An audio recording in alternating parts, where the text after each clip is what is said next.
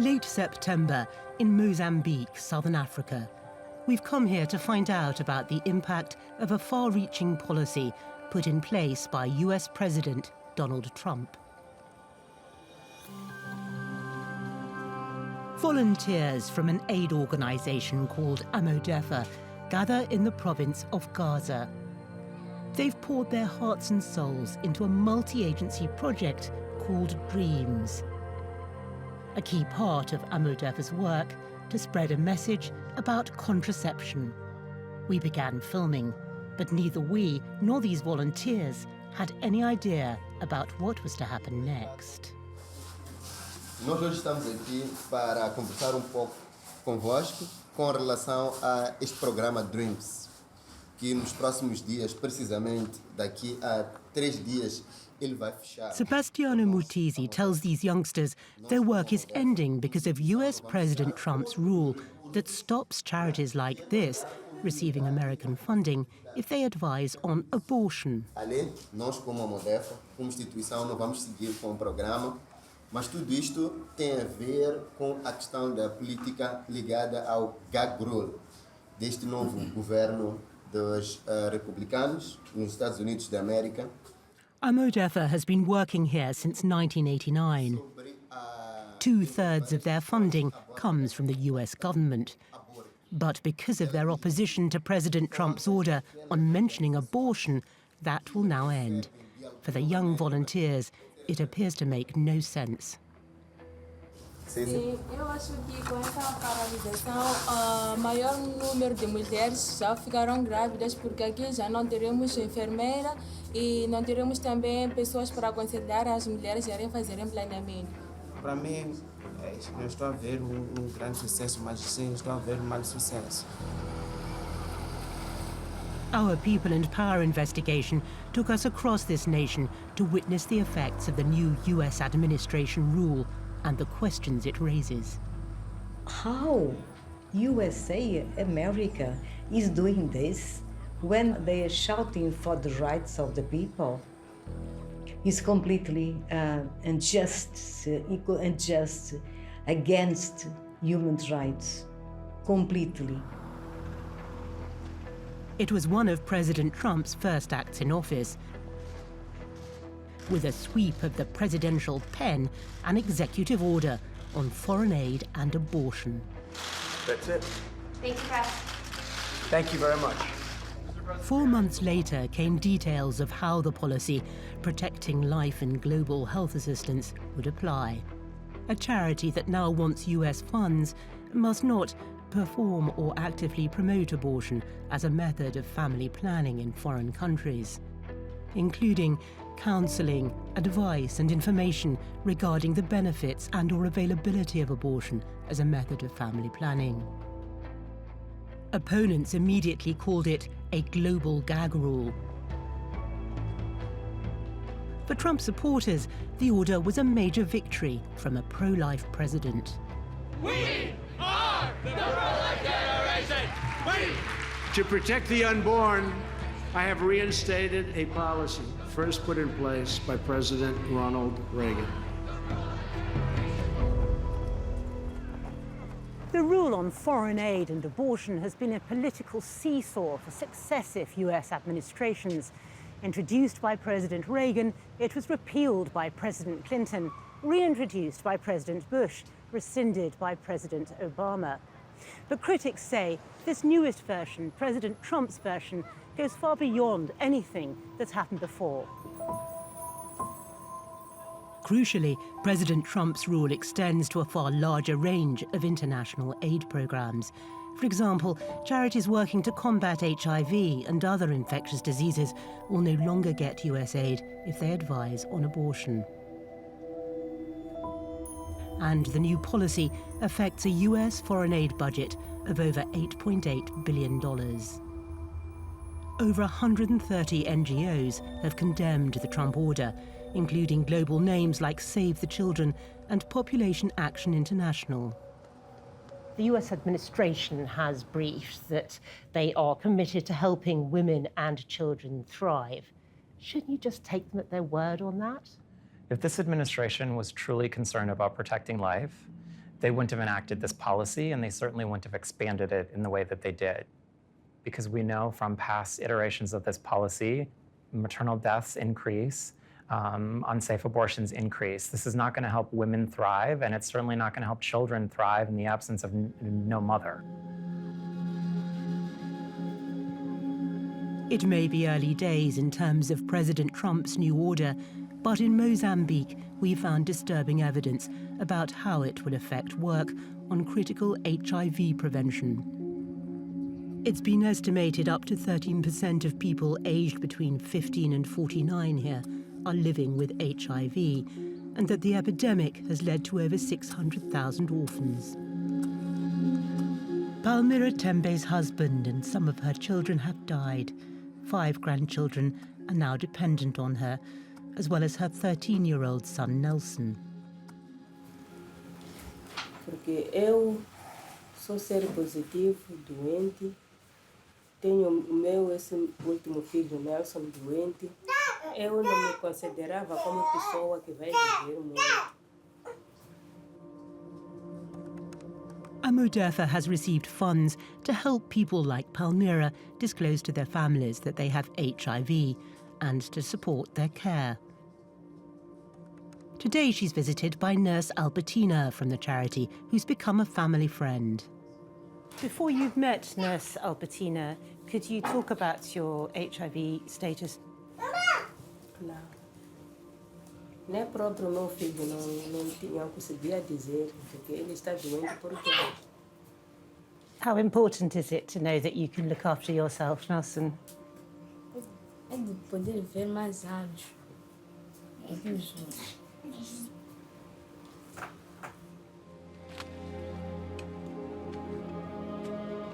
Half an hour's car journey away, 51-year-old widow Perestera Uqueo is proud of her flourishing garden and the money it brings in from selling her produce. But she told us none of this would have been possible if an AMODEFA nurse hadn't told doctors to treat her.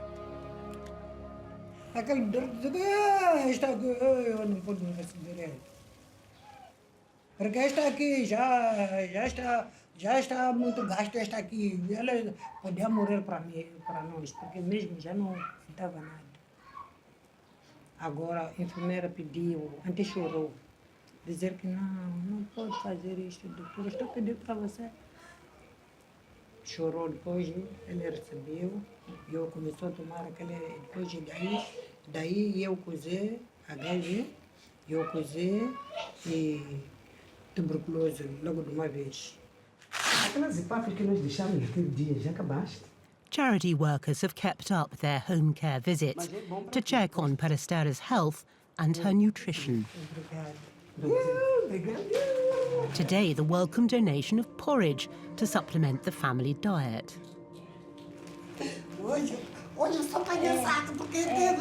From feeling like an outcast, Perestera says these charity workers are now her friends. But there's something else on her mind. Será que algum dia as vezes vão dessa não há de se fechar assim? Se fechar, como que eu vou viver? As we were filming, we learnt that AMODEFA were facing the prospect of closing this and other HIV projects as a result of defying the Trump policy. For project leader Marcelo Cantu, the consequences were clear. Nós vamos ter gerações doentes que não sabem do que têm e correm o risco de passarem a transmitir para as outras populações, porque não vão saber que têm o HIV/SIDA. Nós estamos a condenar a nossa sociedade a viver doente e vamos ter aqui óbitos incontroláveis. AMODEFA is a member association of the International Planned Parenthood Federation. The stance both organizations have taken against the Trump order means that AMODEFA will lose $2 million of US funding. So why are they prepared to forfeit this US money? Why couldn't you just sign and forget about the abortion issue? Bom, o aborto até pode parecer uma parte pequena do programa, mas ela é muito importante para nós, porque as mulheres são livres de decidirem se querem ou não continuar com a gravidez. For activists we talk to, opposing the Trump order is not only about upholding the principle of a woman's choice, it's about free speech and a law introduced to save lives. Mozambique liberalised its law on abortion in 2014, not least due to the high numbers of deaths from illegal, unsafe terminations. But for some, changing the law was just a first step. Campaigner and Dr. Ivania Barata told us it's now essential to spread the message that safe, legal abortion is now an option in Mozambique, up until 12 weeks of pregnancy. Quer a gente admita ou não, o aborto está a acontecer. O aborto inseguro está a perigar a vida de muita gente. 11% da mortalidade materna aqui em Moçambique, no geral, é por causa do aborto inseguro. The Trump policy means not only are charities unable to counsel on abortion if they want US funds. On top of this, America will cease funding other health work if charities like AMODEFA are using their own money from other sources to provide legal abortion services. AMODEFA says the risk of unsafe terminations means they're not prepared to censor the advice they give.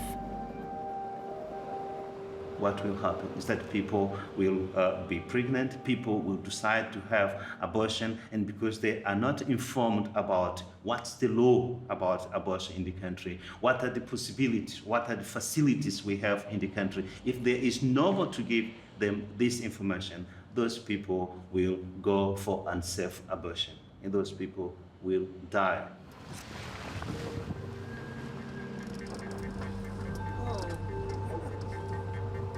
Down a bumpy road on the outskirts of the capital, a charity called ICRH is holding an outreach event at a rural school as part of Mozambique's National Safe Abortion Day. Temos também a pílula, que são esses comprimidos aqui. It's a chance to learn about contraception and the dangers of unsafe terminations. But like other charities who've received US funds, they too will face a decision on whether to sign up to the new policy. We don't really see how we can sign because ICRH's mission is really to improve reproductive and sexual health and rights. In Mozambique, safe abortion is now legal. We are trying to provide comprehensive services to young people in particular so that they can protect their health and realize their reproductive rights. 45% of the population here is under 15.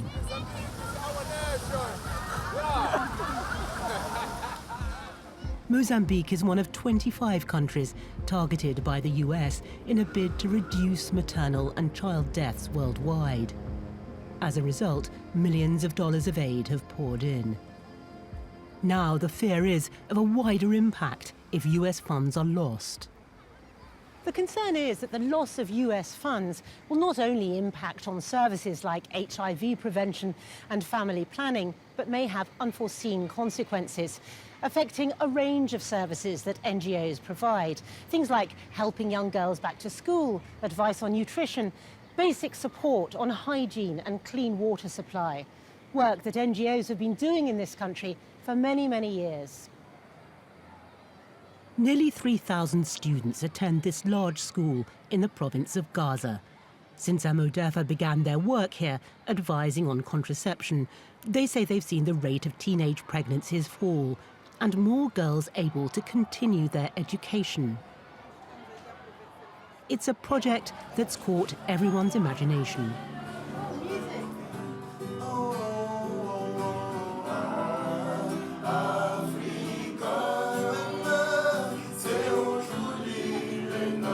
But whilst volunteers sang about the future, the reality, the clinic AMODEFA set up here, was due to close 3 days after we filmed, along with 9 more in this province alone.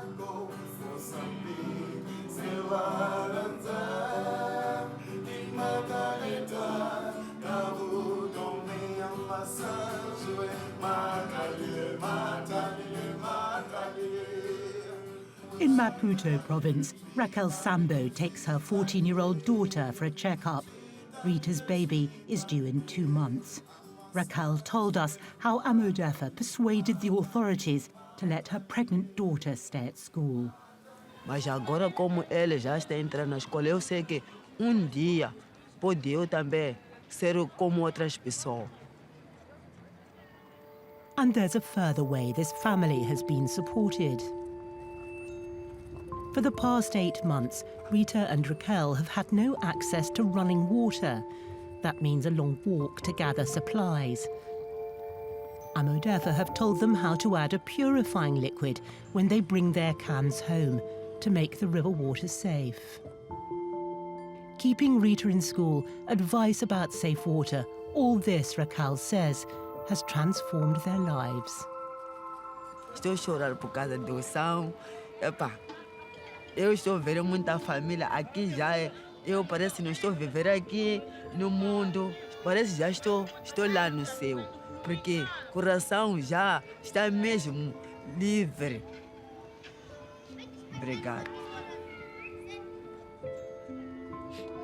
The support this family has received from AMODEFA may also be under threat in the coming months as a result of the charity's decision that it can't in conscience sign up to the Trump policy. Even though the US policy is still being rolled out, the evidence we were finding here raised disturbing questions, the effect of the Trump order already potentially devastating. Nowhere more so than when it comes to combating the ravages of tuberculosis, a disease rife here in the Mozambique province of Nampula. At a local hospital, worker Maria Teresa de Fatima is in despair. AMODEFA's contribution to a TB outreach project is ending because of the Trump order.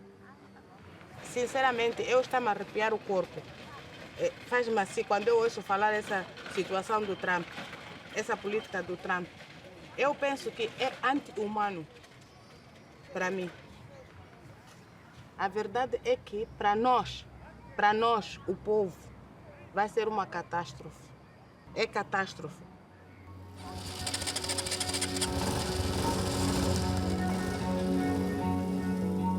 As part of the US flagship program, Challenge TB, AMODEFA worker Casilda Nimarco travels hundreds of kilometers to remote communities far from public health facilities.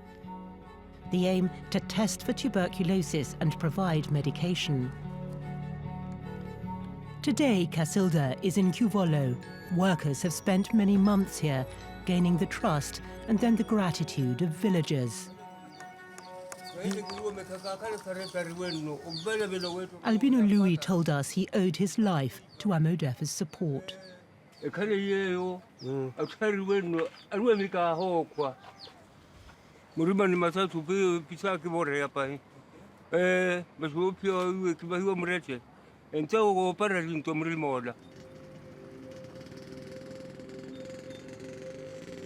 Later, the journey over, and after our visit, we learnt more about Albino Louis, the patient we met. Outubro, nós vamos dizer que outubro fecha projeto. Sem poder continuar o tratamento. Passado 2 meses, ele já está a tirar sangue, já está os pulmões todos furados e acaba morrendo. Então, eu não sei.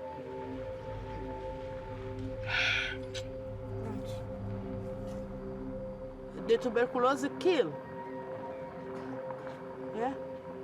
Vai morrer, morre mesmo. Não tem outra solução. É morte.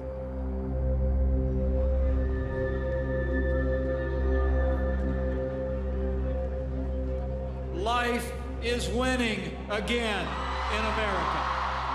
Life, life, life, life, life, life, life, life, life, life, life, life. Leading charities have made their own estimates about the human cost of defying the new pro-life policy.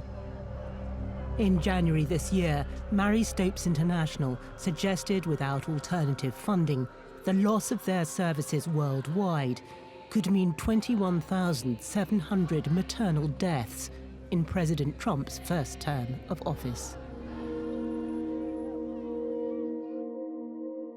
The US charity WaterAid also opposes the new Trump rule. They say they now fear for a range of WaterAid projects in Africa and what this might mean. And we do expect that women and girls will die as a result of reduced access to very basic services that they need to survive and thrive. Things like education about why it's important to wash your hands to prevent illness and making sure that you have access to water. The net effect of this policy is likely to be 3 steps backwards. And 3 steps backwards in terms of funding and policy translates into lives lost. We'd hoped to interview a spokesperson from the US administration about the issues raised in this film. Despite 2 months of asking, nobody was available. Instead, USAID supplied us with a statement. It said the policy does not reduce the amount of global health assistance the US government makes available. Departments and agencies will reprogram to other organizations any funding they would have awarded to NGOs that do not agree to the conditions. It added that it was also important to note that this policy does not limit foreign NGOs from treating injuries or illnesses caused by illegal or legal abortions. On suggestions the policy could lead to an increase in unsafe abortions and maternal deaths, we were pointed towards data being collected for a US State Department review. So we asked what data was being collected. The response, they didn't have anything else to add. As we went to air, the US State Department review has still not been published. Charities like AMODEFA are now seeking new partners and new sources of funding. Worldwide, one initiative has seen 10 governments, along with other donors, raising $430 million for organizations who may lose US money. But America remains the world's largest bilateral donor to global health programs, and the fear is that it could be hard to replace the sheer scale of aid that may be lost as a result of the Trump policy. Vocês acham justo que nós paremos de falar sobre o aborto? Não. Vocês acham justo que nós paremos de prover serviços sobre o aborto? Não. Salve palmas para você. Painful as it is, these volunteers remain convinced the stand they've taken is the right thing to do.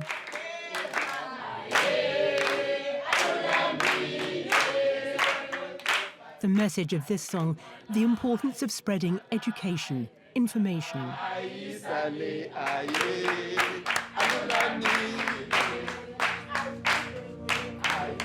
AMODEFA have now told those affected about the closure of their projects, and they're urgently looking at alternative ways to help people. When it comes to what the future holds, from one worker, a message to Donald Trump. A única mensagem que eu tenho para ele é dizer para ele que ele tenha pouco de compaixão. Pensar naqueles que estão a precisar. Olhar para nós como pessoas que somos iguais a ele. Convido a ele, I invite him to come here and see. Talvez ele vendo pessoalmente, ele pode mudar de ideia.